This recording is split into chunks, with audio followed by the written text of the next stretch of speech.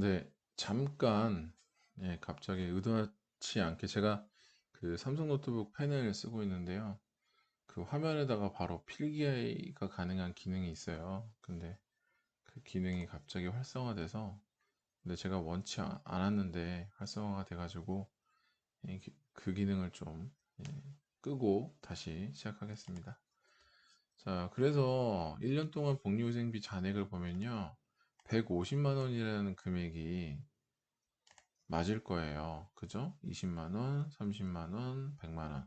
이렇게 150만 원을 썼기 때문에 그래서 150만 원이라는 금액이 복리후생비라는 계정 과목에 이렇게 누적되어 있는데 근데 요거는 2020년 1년 동안에 발생한 금액이잖아요. 근데 2021년 1월 1일부터 다시 12월 31일까지 내년 1년 동안의 복리후생비가 얼마인지 알고 싶으면 복리후생비 계정 과목의 잔액이 150만 원으로 출발하면 안 되고 얼마로 출발해야 되겠죠? 예, 0원으로 다시 시작해야 되겠죠?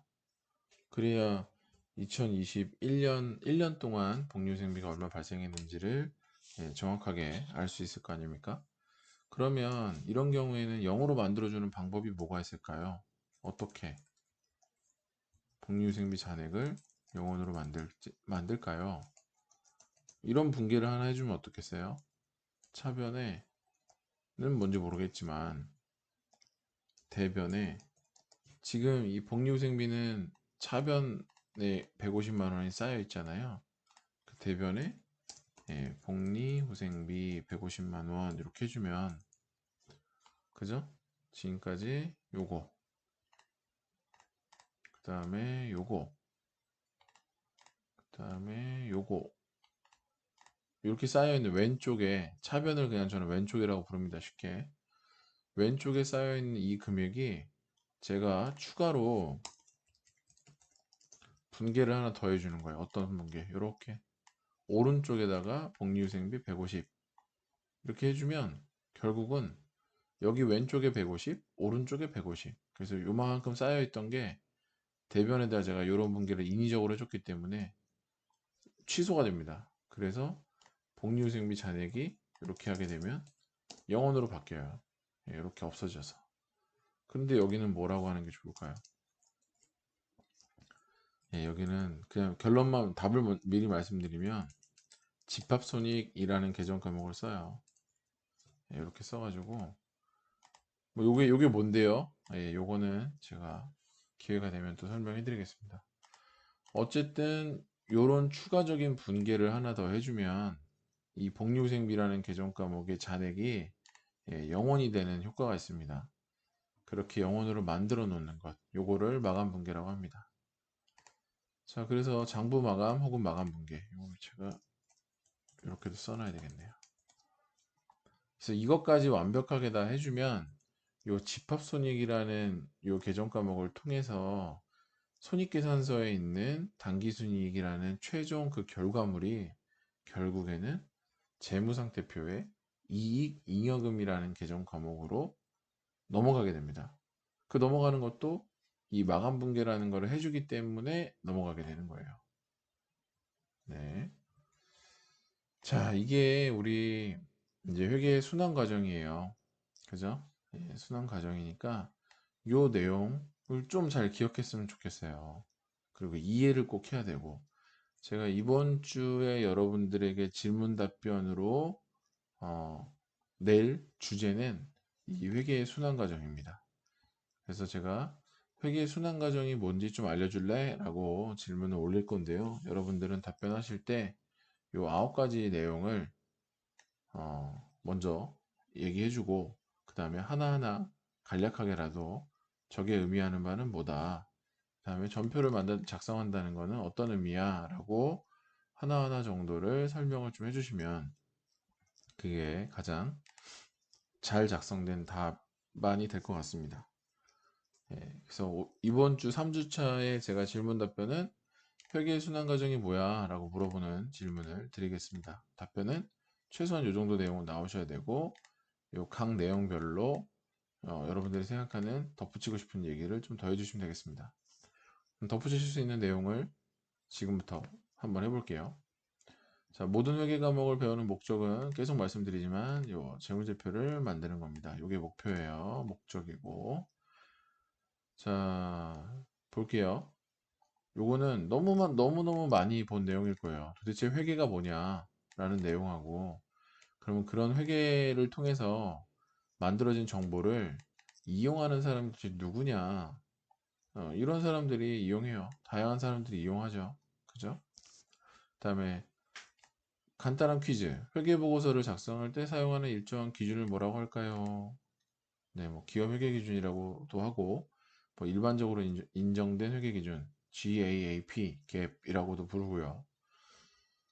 뭐 엄청 대단한 문제는 아니에요.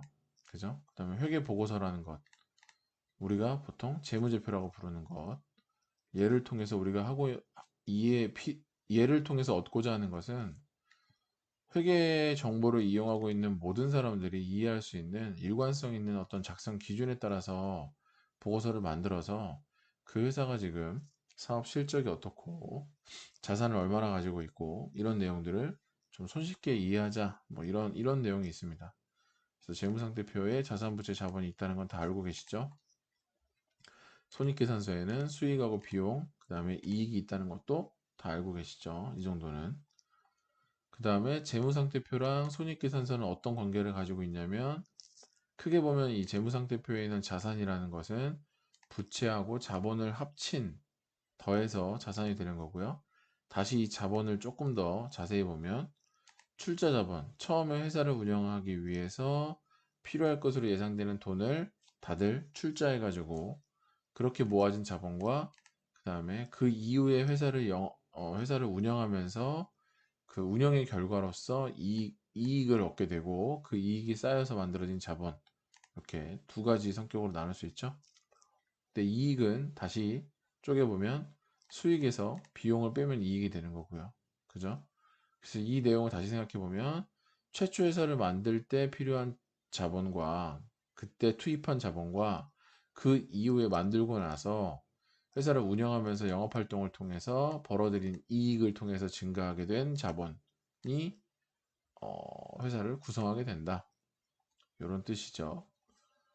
자, 그 다음에 영업활동을 통해서 증가한 자본은 이익잉여금이라는 걸로 표시하고요. 그 다음에 주주가 처음에 우리 이런 사업 할 건데 돈이 필요하니까 한번 해보자, 돈을 내보자 해서 낸 자본을 자본금이라고 표시합니다. 성격이 조금 다르기 때문에 뭐라고요? 요거는 회계 기준에서 계정 과목을 자본금이라고 표시하고요. 요거에 해당되는 거는 회계 기준에서 계정 과목을 이익잉여금이라고 표시한다고 했습니다. 자, 회계 기간이 뭔지 알 거고요.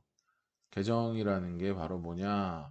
요런 재무제표를 만들기 위해서 필요한 한 내용들을 명칭이죠, 명칭. 명칭이 이렇게 있고요. 자, 중요하지 않은 것 좀 넘어가겠습니다. 네.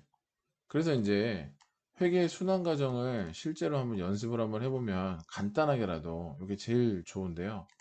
요 내용을 세 번째 시간에 3교시에 좀 이어서 해보고 그 다음에 나머지 얘기를 좀 하는 게 좋을 것 같아요. 네. 그래서 2교시에는 회계 순환 과정이 어떤 거였는지에 대해서 요 내용을 다시 한번 회계 원리 책을 보면서 이해해 보시면 좋겠어요. 네, 그 다음에 3교시는 요 회계 순환 과정에 맞춰 가지고 간단한 예를 가지고 연습을 한번 해보겠습니다.